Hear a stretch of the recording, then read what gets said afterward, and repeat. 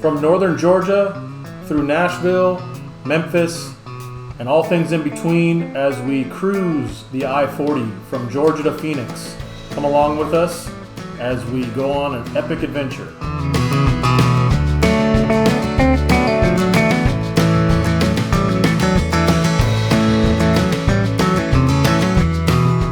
We would pick up our camper van in Ringgold, Georgia. From there, we decided to make a road trip out of it. The first stop would be Nashville, Tennessee, and Broadway. We would stop in to see what Nashville, Tennessee had in store. It's not really a place for kids, so we just walked up and down the street, and as you will notice, there are many bars and live music opportunities. That's really it as far as Broadway is concerned. But we wanted to definitely try some food, and we had the idea to try Nashville hot chicken. So we would go to Hattie B's Hot Chicken right there on Broadway. Well, we didn't know what to expect, but we had to think that Nashville hot chicken would be good in Nashville. So we pulled up a seat right on the street, got a drink and a root beer float, and waited for our food to come.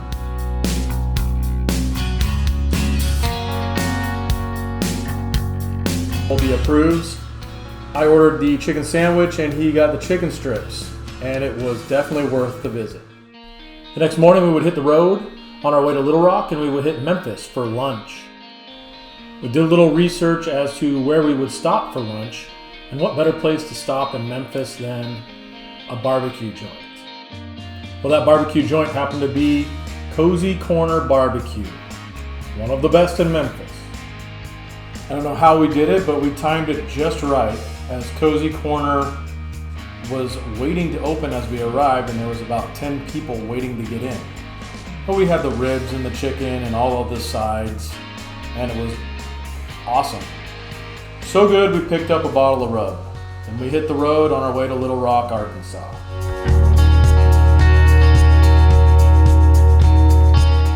We would be spending our second night on our road trip in Little Rock on the river.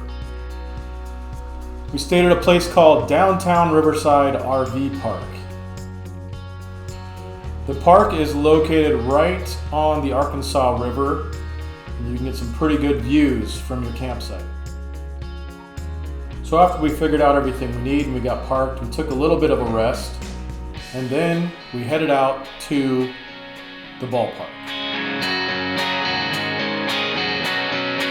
We decided to plan this road trip around minor league ballparks along the way, and the first one was the Arkansas Travelers at Dickey-Stevens Ballpark, about a mile away from Downtown Riverside RV Park. We did a whole ballpark review and walkthrough as a separate video for you to check out. The next morning we would hit the road again on our way to Oklahoma City. Oklahoma City would be a quick stop where we would check out the Oklahoma City National Memorial and Museum. A somber experience where I actually had to teach Colby, who was not even born yet when this happened, a little bit about the events that shaped this area.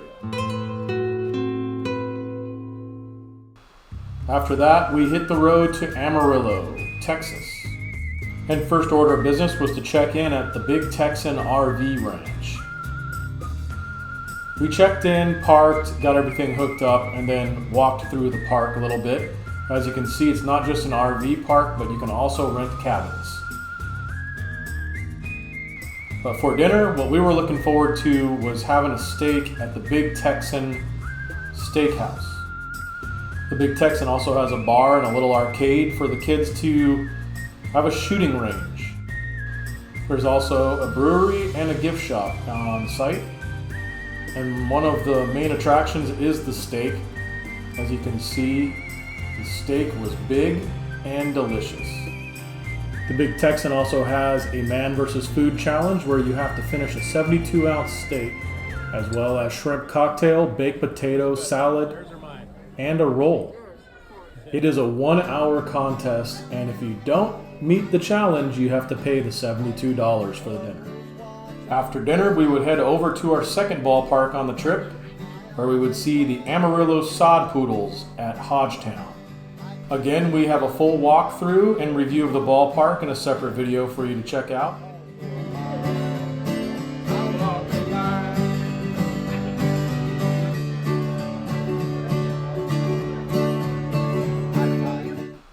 Next morning, we would hit the road once again over to Albuquerque, New Mexico.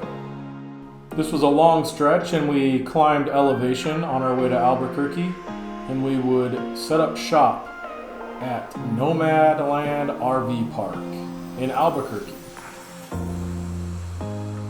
There's lots of things to see and do around Nomadland, including national parks and forests, but we would stop in at Lava Rock Brewing Company for dinner, and I tried their beers. After that, we got an Uber and went down to check out the Albuquerque Isotopes in downtown Albuquerque. Once again, we created another video with a walkthrough and review of the ballpark for you to enjoy.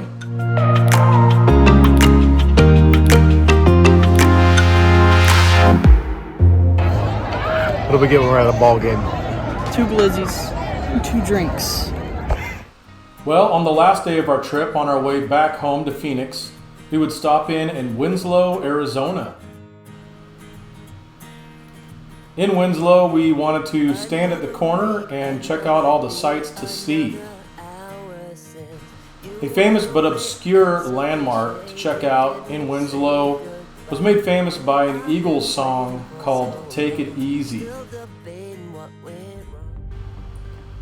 After that, we head over to the Meteor Crater Natural Landmark, about 25 minutes from Winslow.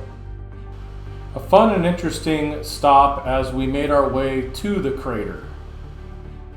There's plenty of exhibits and interactive opportunities for you to check out.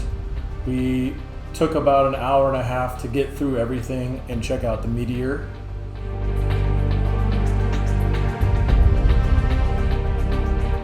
But along the way, you can check out all of the history of meteor impacts on Earth and learn about what were the effects of those impacts and what it felt like.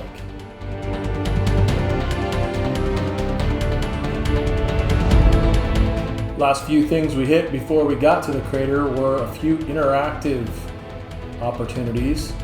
This one was put yourself on ground zero, and then there was a ride that you had to do this security access code thing, which we passed eventually.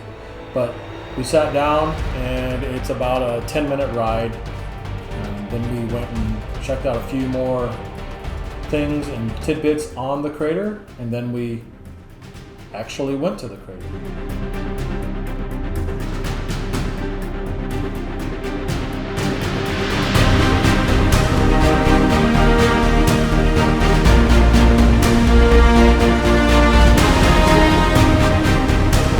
Once we finished up with the crater, we made our way home.